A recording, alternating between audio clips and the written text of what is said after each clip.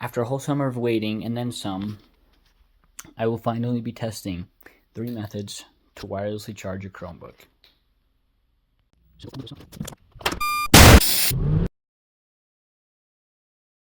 So as I get into these, I'm going to be explaining the scientific theory and reasoning behind it and how it might charge your Chromebook. So the first method is fairly simple. Light carries energy. So by directing that energy at the Chromebook, it should theoretically charge it. And for this, we'll be using a flashlight. So I have this flashlight here and I have this Chromebook.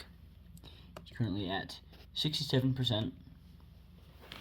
And we are going to see if we can charge it. Turn it into a solar panel thing.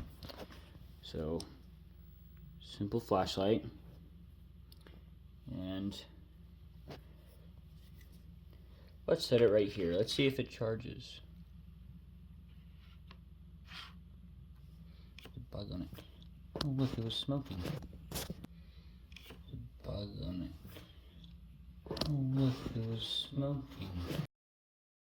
So now, moving on to the second method, this one's going to require a little bit of math. It might even be considered to some more complicated than the first method. So this method involves time. If we push the Chromebook through time and space, it will charge. So now how do we push it through time and space is the next question you might ask. Well, that's simple. So I'm going to show you how to make a simple flux capacitor. So first you're going to need some capacitors. Microwave capacitors should do well. Next you're going to need some flux.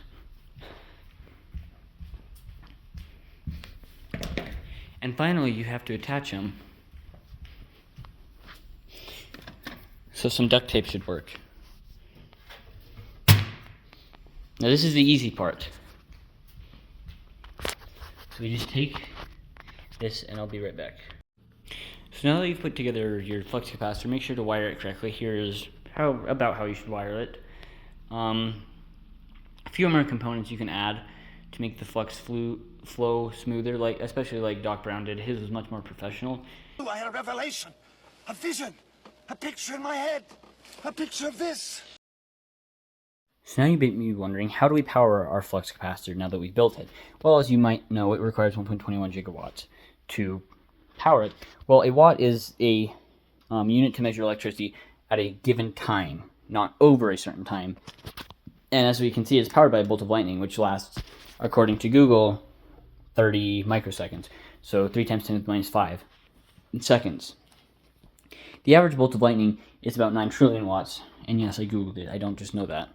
But anyway, so bolt of lightning is well over that. And if it only takes, at most that we know, 30 microseconds, then after doing some math, it requires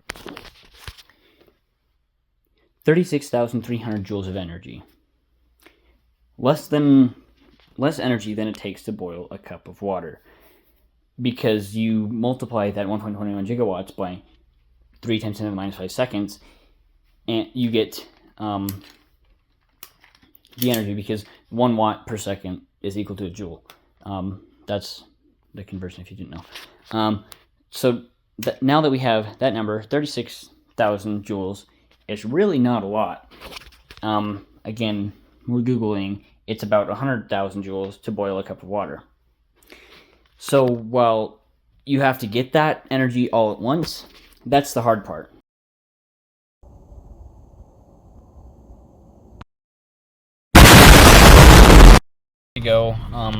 I was unfortunately not able to get the old time circuits working, the old system. I like it better, it looks cooler, but I was able to get it loaded up on the time circuits configured on my laptop so they can run here. It's not as cool, but it still works.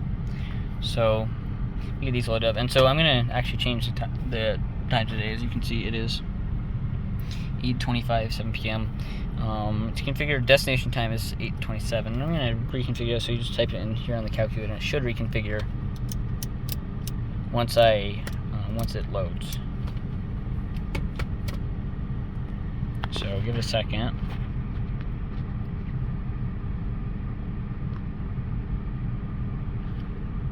And again, once this loads, that means that this is just loading everything up it needs to be. Once this loads, time circuits are essentially armed, and This will tell us your destination time. Without this, it won't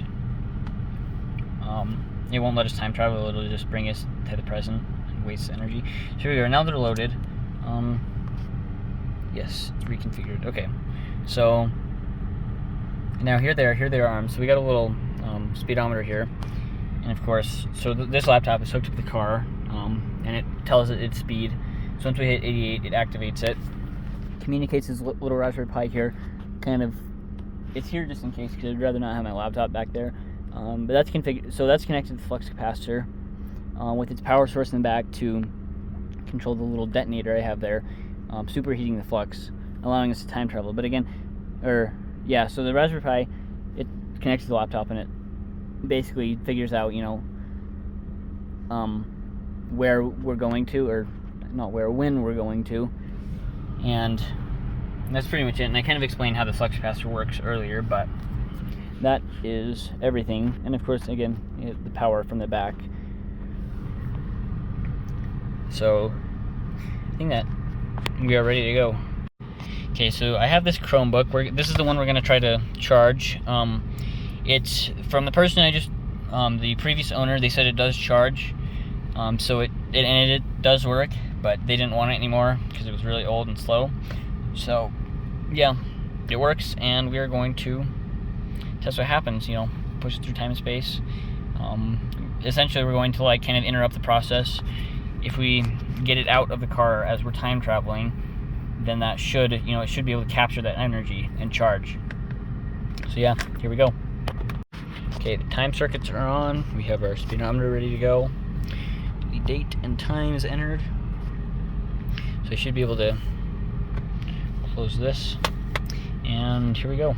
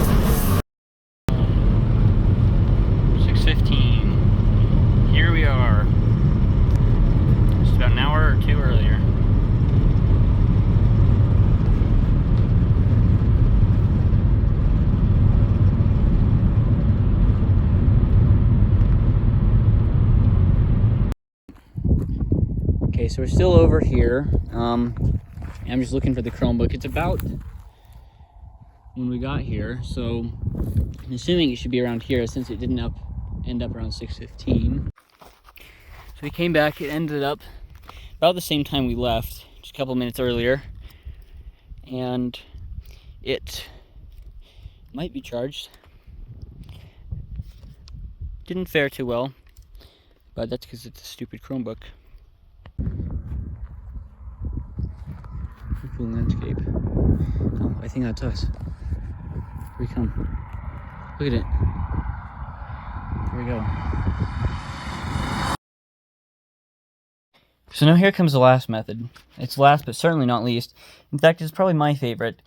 The spark gap Tesla coil. Now the original idea for the Tesla coil was to power the world wirelessly, but it had certain inefficiencies. And of course, invented by the great Nikola Tesla, who is way better than Edison, made a Tesla coil, which is actually cool. It might not do anything, but it's cool. But it also does transmit power wirelessly. So technically it doesn't do anything. It's cool. Again, it makes lightning. But how do we build one? See, the easy part's going to be just setting a Chromebook on there waiting for it to charge.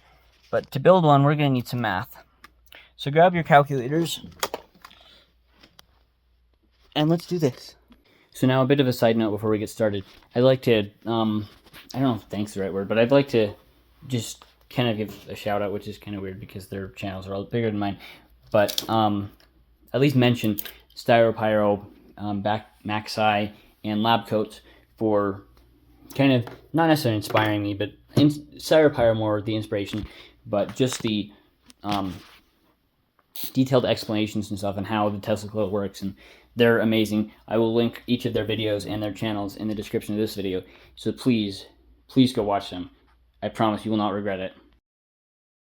So I didn't do the greatest job at recording my process of building the Tesla Coil, but here are some photos that I took along the way, kind of funny ones, and then I do have a little bit of time-lapse me putting on the primary coil, but after that I'll get into some explanations how Tesla Coil works, and then the fun part.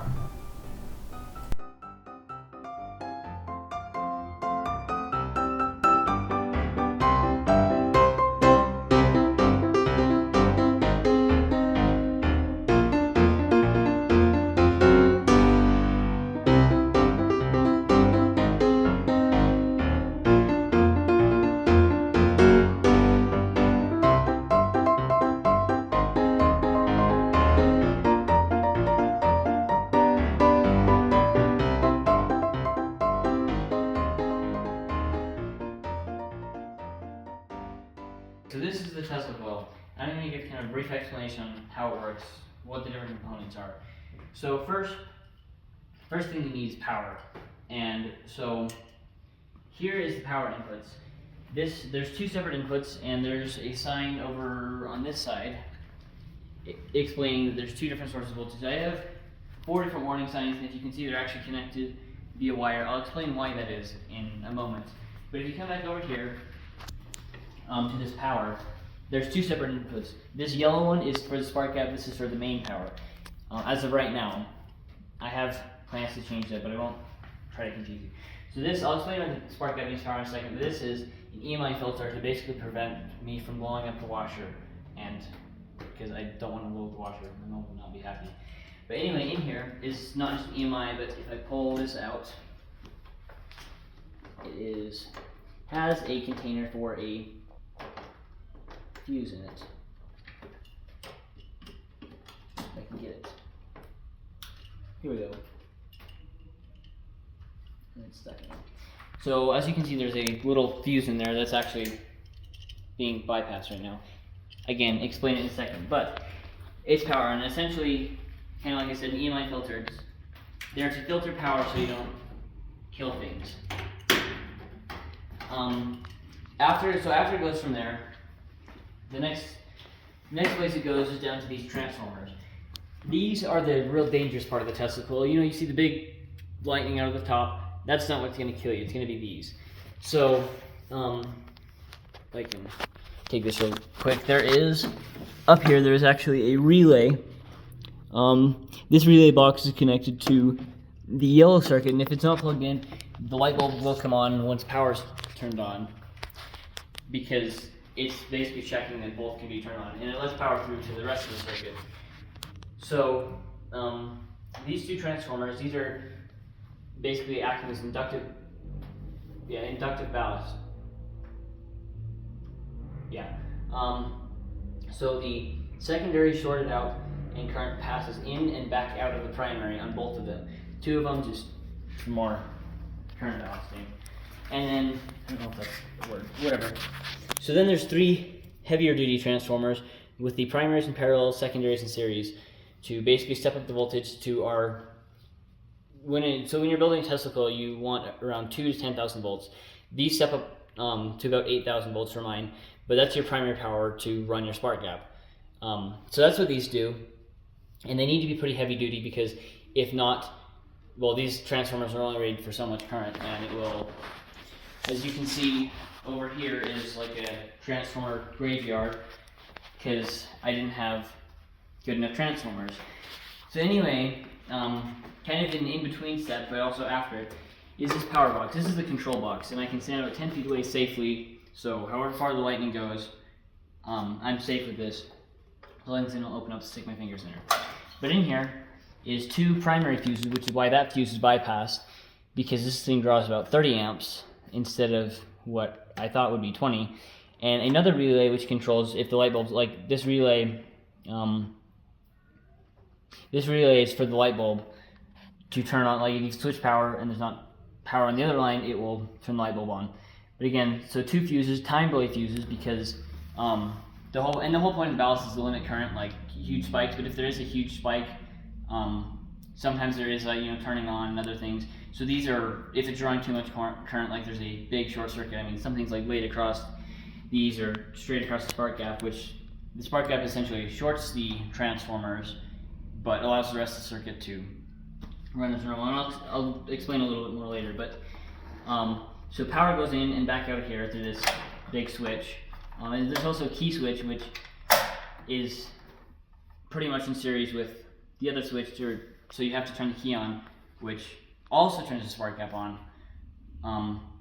before you can turn the Tesla coil on. Just as kind of safety feature, so you can unplug it, walk away with the key, no one else can turn it on. So then coming out of that, the spark gap. This is the part of the Tesla coil that's probably the loudest.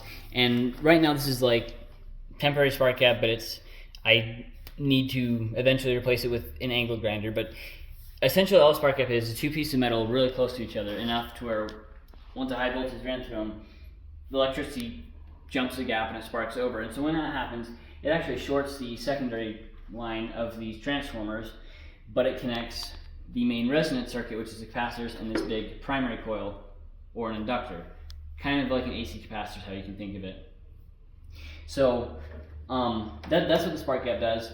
And then as of right now, I have a vacuum that's plugged into, you can see the camera again, there is a little outlet up there that is eventually going to be the angle grinder once I get that installed, because the previous angle grinder I had installed broke because it wasn't aligned right. But I had a vacuum installed to blow air across it, because you want air to flow across the spark gap so it's not either continuously there or not. So that's there, and it connects to the resonance circuit. And so what needs to happen with that, so we can go to the capacitor bank. This is the most expensive part of this. If you are looking to build a Tesla coil, be aware of how expensive these are. But so this again is my capacitor bank.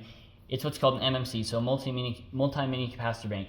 Instead of having one big capacitor that would be even more expensive, you have a whole bunch of smaller ones rated for 2 to 3 times the voltage of your transformer output to account for spikes and other things. So theoretically, I could use just one of these capacitors to power this, but it would once I get a single spike, it's done for. So these capacitors, they are 8,000 volts at 0.1 microfarad each. And so there's 3 of them in parallel and 3 in series, so 9 total, adding up to a 24 kilovolt 0.1 microfarad capacitor bank. And these are charged by the transformers when the spark gap is not fired, because so one side of this capacitor bank is connected to one side of the inductor, the other side is connected to the other side of the transformer. So essentially power runs through this, charging the capacitor bank. And so they are AC capacitors, but that's how you charge them. I won't get into that as much. So they get charged through power from transformers, and then once the spark gap fires, it basically dumps all of the energy in these capacitors into this, creating a magnetic field around it that essentially, the best way to describe it is it almost claps back in, charging the capacitor bank, creating resonance. Almost as if someone's like swinging on a swing, you push them at the right time, they go up and up and up, which is what happens here with the magnetic field and charging the capacitor bank. So kind of resonating back and forth as I explained, inducing a current in this primary coil, which, depending on whatever ratio you have from secondary to, or primary to secondary, depends on your total voltage output. So that's what the secondary coil is. The bottom is actually attached to ground, and the top is attached to this, which is a top load, creating a capacitor at the ground. So Tesla coil is essentially capacitors and transformers, all connected in a way that creates lightning out of the top of it. So again, this acts as a capacitor at the ground, and the size and shape of it is dependent on other factors that I might get into in a second, or later in the video. So then this is the grounded strike rail. This is grounded, as well as connected to all the signs to prevent it from hitting the primary coil, which can kill the circuit down there, and also try to prevent, as you can see, there's tons of electrical tape on the secondary coil, try to prevent it shocking itself and damaging it, because too much of this can kill this. And this isn't too bad to replace, but I'd much rather not. And so it is, as a side note, it's coated in lacquer too, but it's hard to stop 2 million volts. So after that, I usually stick like a screwdriver or threaded rod through here, and it can jump to here because you get much more defined. Like, you can see the lightning better when it jumps to ground, but you can also do it in open air as well. And that's essentially how the Tesla coil works.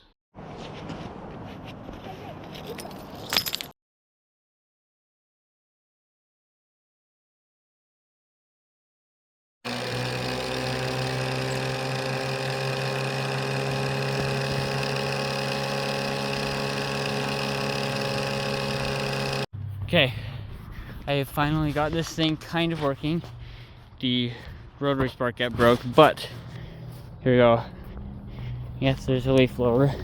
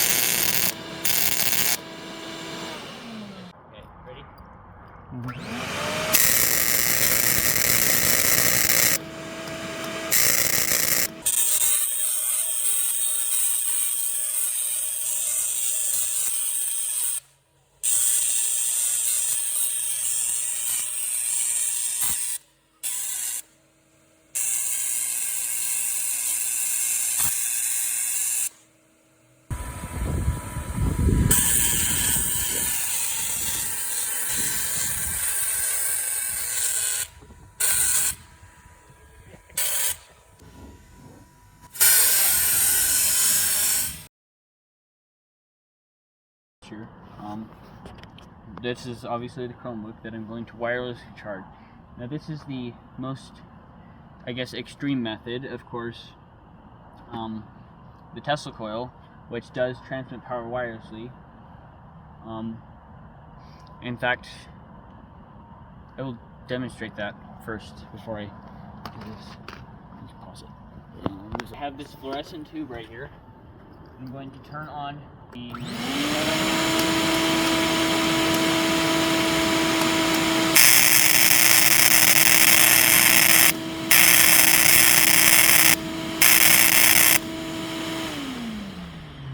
as you can see, clearly turns on. Pause again. Okay, now again, just to prove this works, we've got School 5 playing on it. This will be the last. Well, hopefully, let's see. Its battery percentage is currently at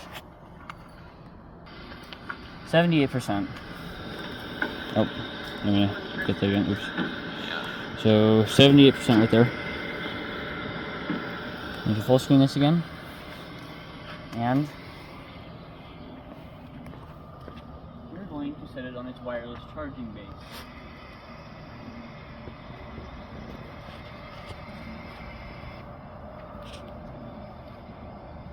And now I'm going to send 2 million volts of electricity through it.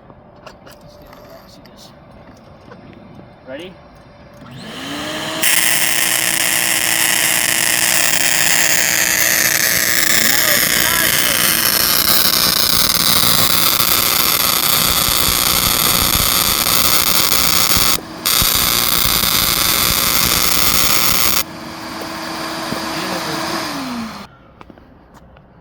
Get it?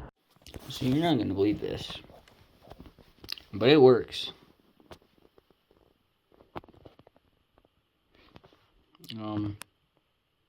The battery is a bit lower now, but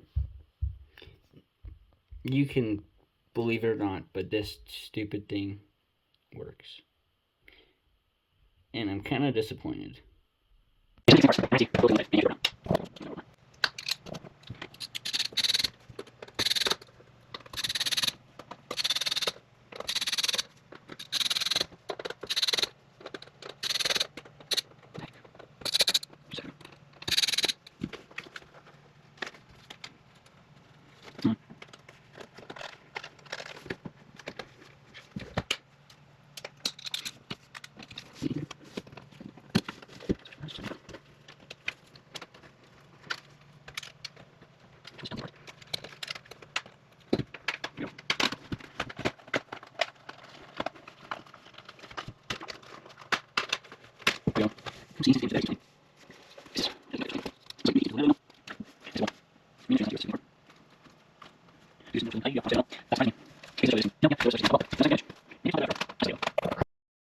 So just like to say thank you to those of you who have made it this far in the video.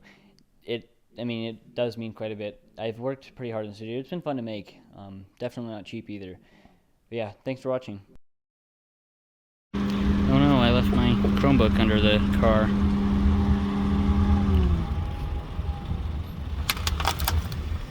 Oops. So for some reason I can't get this to turn back on. I don't know why. So I'm going to see if this hammer will fix it.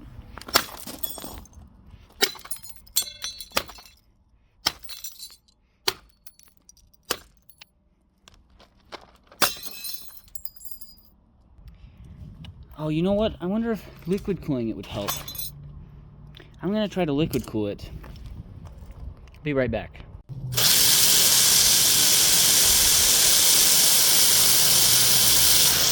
Maybe that'll help.